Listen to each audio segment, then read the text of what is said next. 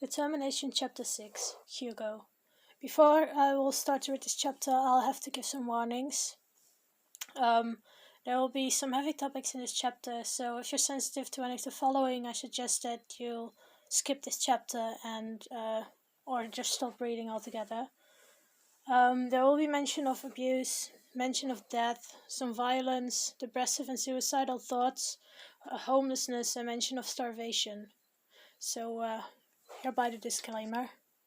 Hidden between the rocks, Hugo watched as the alchemist came running out the exit, followed seconds later by the child. He snickered to himself, putting the totem in his bag. The totem was made out of lava rock. It had ruby gemstones along the top and bottom edges, and the alchemic symbol for fire engraved in the middle, a triangle pointing upwards. You probably shouldn't tease the two for too long. The child seemed close to tears, and Varian looked angry. Hugo really didn't want to have to deal with a crying child. Sure, he was good with children, but not with emotions. He had always kept emotions out of the way as much as possible. They're often hindering and plainly a waste of time. Hugo hummed and grabbed the pouch from his bag. It was filled with a white powder. He sprinkled the powder over himself and his supplies before hopping out of the hiding space. Just a little more teasing. Just for fun. "I'm here," he whispered in the alchemist's ear. Varian shivered and turned around. What the? He could swear he'd heard a voice.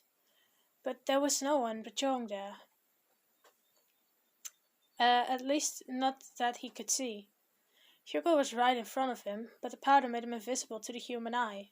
Only for a few minutes, though. "What, can't see me?" the blonde said, a taunting tone in his voice. He hopped onto a rock when the younger started to wave his staff around in an attempt to hit him. "Over here!" He moved behind Varian. "Come on, it can't be that hard to find me." Some powder had made its way into Hugo's nose. He felt his knees curling up. That caught him off guard and gave Varian the opportunity to swipe him off his feet. As soon as Hugo hit the floor, he sneezed loudly, shaking the invisibility powder off and revealing himself. He smiled awkwardly. That wasn't exactly how he had planned things to go. Varian pushed his staff against the blonde's chin, forcing him to stay down. "Where's the totem, you thief?" He had a fire in his eyes that could only be sparked by utter rage. The boy was so angry he could barely contain his calm. That made Hugo nervous, but on the other end, also relieved. This guy wasn't 100% in control of his emotions, and he was emotionally weak. But it also meant that if he let the anger take control, Hugo got seriously hurt. The blonde swallowed his anxiety and chuckled. "Oh, whoa, hey, chill out, Goggles. I came to give it back to you. Could you?" He pushed the staff away and got up, dusting himself up. "I was just messing with you," he continued speaking, reaching into his bag for the totem. "I'll give it back to you, under one condition."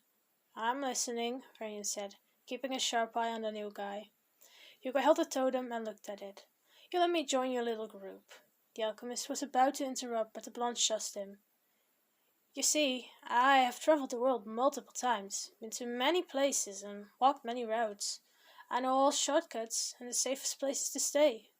Varian snatched the totem out of Hugo's hand. "And I know for a fact that you do not have a map. You have no idea how to reach Galcrest, do you?" The blonde nonchalantly checked his nails on his flesh hand. He didn't wait for an answer, already knowing what it was anyway.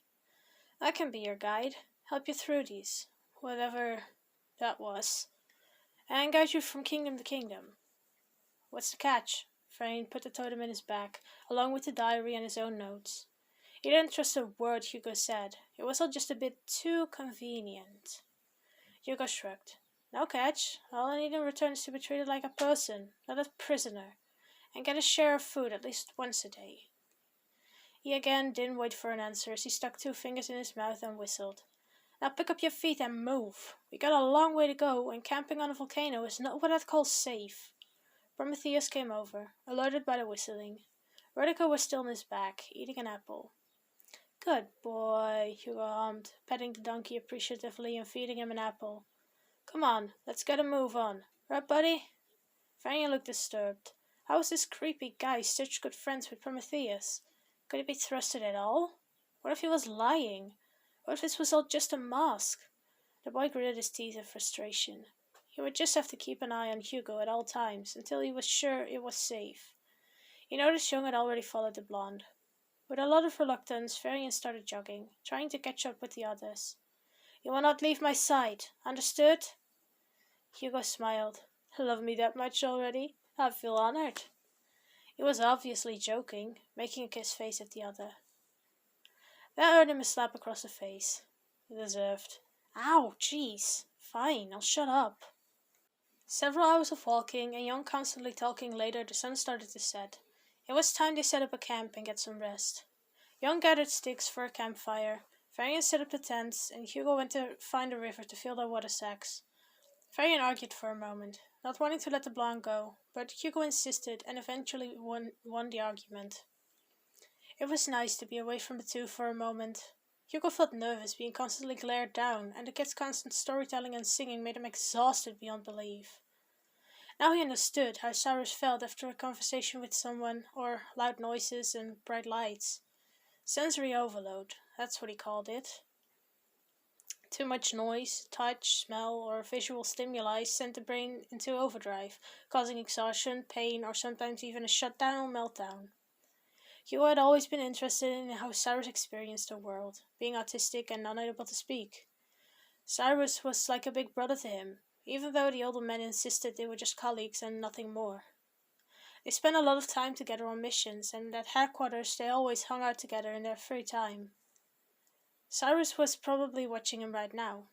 He looked around, trying to spot the man. It took him a few seconds to notice a shadow between the trees, not far away from him. A smile lit up Hugo's face as he greeted the man with a playful finger guns. The gesture wasn't taken positively, because immediately after he did that, the shadow disappeared. Hugo sighed to himself, filling up the water pouches with water from the river. He bent down to drink some himself, straight from the source. He almost fell over when someone tapped his shoulder. That someone was Cyrus. Hugo looked around to check if they were being watched. They were in earshot of the camp, but no one seemed to be looking. Any progress? Cyrus signed. Hugo nodded and signed in response. They couldn't risk being heard speaking. I'm getting closer. The target doesn't trust me yet, and the kid is annoying, but I'm in their little club of misfits now. As their guide. Gain his trust, Cyrus signed. Working on it. You make sure you stay out of my way. The buff man scoffed and disappeared between the trees again. Hugo suspected his camp was set up nearby. He hoped it wasn't too nearby, but he trusted Cyrus. He might have been working for Danella for years longer than he had. Cyrus mostly worked as personal bodyguard for Danella. His intimidating looks and big muscles made him perfect to scare away anyone with ill intent. He was also a great fighter, very strong, not easily knocked down, and a high pain tolerance. He had fast reflexes, and no sympathy for anyone who tried to harm his boss. He did lack stamina and stealth, though. Because of his tall stature and wide shoulders, he had a hard time hiding. Running had never been interesting to the man, so he never built up high stamina. That was alright, though. What he lacked in stealth, he made up in strength and intelligence. Cyrus wasn't dumb. He may struggle to read social cues and express emotions the right way, but he had an awesome memory and pattern recognition. You could tell him a code and he would still know it years later. He also had amazing artistic abilities, making things from scrap, drawing, and painting. High empathy for animals was one of Cyrus's weak points, though. The man would get attached to any animal and be absolutely heartbroken if it got hurt or passed away. It was, on one hand, also a strength. He could get any animal to trust him, and if he wanted, even to manipulate it to do what he says. But Cyrus would never do something so evil. Sure, he would beat up people and even commit murder if he was asked to, but he would never hurt or manipulate an animal. He also barely ever spoke. Hugo didn't really understand why, but communicating in sign language worked well, so why would he complain? It had been explained to him that Cyrus's brain works different, and speaking was hard for the man, but he just didn't understand why it was so hard. You just open your mouth and noise comes out, right? Unless you lost your voice, of course. Hugo made his way back to the camp, and placed the water sacks down. Even though his home life wasn't the best, he still felt homesick. He knew he just had to push push it away for a few days until it would leave him alone, but it was still a nasty feeling, even when it was at the back of his mind.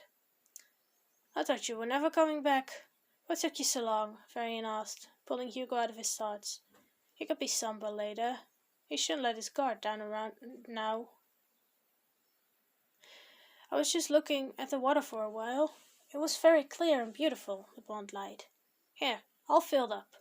He threw each of them their own water sack and kept his own to himself. Varian fumbled, trying to catch it. He finally caught it and put it down beside him, embarrassed of his struggle. Hugo watched amused. He had a small smile on his face, fighting back laughter. So he was clumsy too. That could be used to the blonde's advantage. Hugo sat back, leaning against a rock and relaxing his muscles. So what's for dinner?